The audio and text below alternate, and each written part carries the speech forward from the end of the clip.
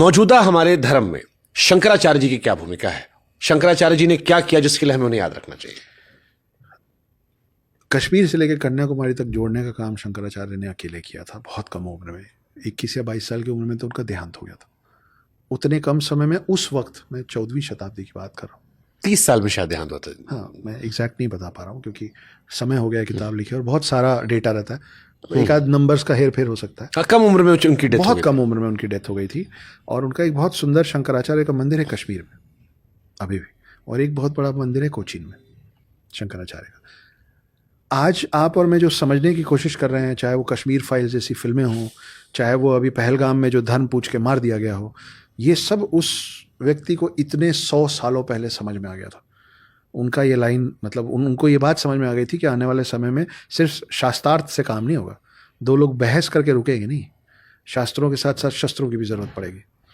तो उस समय उन्होंने ये सेना तैयार की थी, जो उन्होंने देखा कि राजा जो हैं वो, या चाहे कोई भी व्यक्ति, वो अपने अपने समाज के लिए या अपने ज़मीन के लिए या अपने राज्य के लिए या अपनी महिलाओं के लिए या अपने धन के लिए लड़ने को तैयार है, धर्म के लिए लड़ने को कोई तैयार नहीं। तो उन्होंने नागा साधुओं का सृजन किया था, ये मान के कि ये धर्म की रक्षा के लिए सेना है। 4 लाख से ज़्यादा रजिस्टर्ड नागा साधु आपके देश में अभी हैं, गवर्नमेंट रजिस्टर्ड नागा साधु। छोटे देशों की उतनी बड़ी आर्मी नहीं होती जितने आपके धर्म की आर्मी। बट अब वो क्या करते हैं? मतलब अब तो लड़ाई करते नहीं, जब जरूरत पड़ती। अभी मैं गुवाहाटी गया था, फ्रंट लाइन में मेरे साथ एक नागा साधु बैठे थे और बाकायदा फरसा लेके बैठे थे, और वहाँ इतने बड़े बड़े ब्यूरोक्रेट्स बैठे थे, फ्रंट लेन पे उनको बैठाया गया था बाकायदा, मतलब एक्चुअल फरसा पकड़ के वो आदमी बैठा था। तो वो आपके बीच में है। और वो उस दिन बड़ा उन्होंने विस्फोटक वहाँ पे वो दिया इंटरव्यू न्यूज़ चैनल्स में।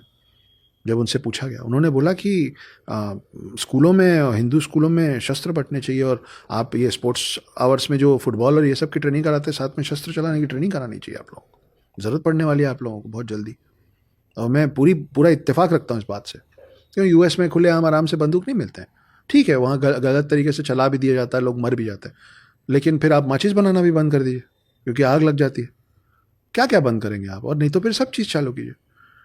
एक गांधी जी ने हमको बताया, सॉरी मैं थोड़ा विषयांतर हो रहा हूँ लेकिन जुड़ा हुआ है, गांधी जी ने हमको बोला अहिंसा परमो धर्म।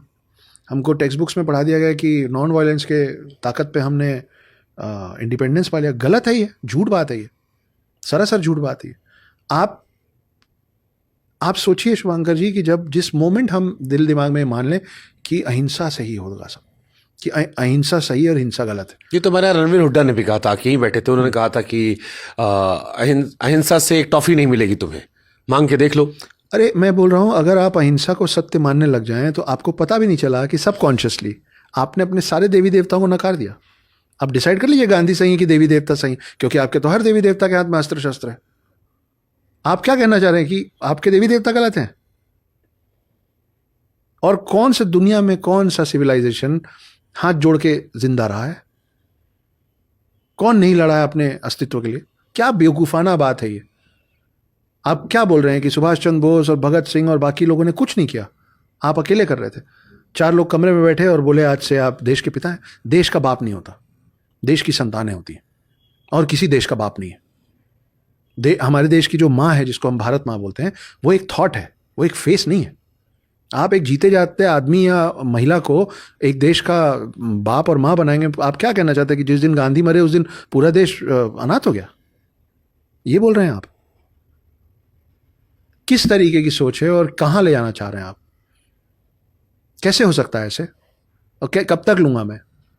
कैसे पढ़ा दिया आपने नॉन वायलेंस? अगर आपने 4 लोग कमरे में बैठे, आपने बोला आज से आप देश के पिता हैं, तो उनको अच्छा लगा, बोला अच्छा मैं पिता हूं, तुम मेरे छोटे भाई हो, तुम देश के चाचा हो, बनाओ सुभाष चंद्र बोस को बड़े पापा। फिर पिता है तो माँ भी बनाओ, चाचा है तो चाची भी बनाओ, फिर पूरा कुनबा तैयार करो ना देश का। बाकी कहाँ है? मन से यूं ही। कहां पे लिखा गया था ये कि ऐसा करेंगे? कौन सा प्रस्ताव पारित हुआ? कहां हुआ कि फादर ऑफ द नेशन? नहीं हुआ ना। मैं क्यों लूंगा इस बात को? नहीं है मेरे 2 बाप, एक ही है, श्री अजय गुप्ता नाम है उनका, I am proud of him.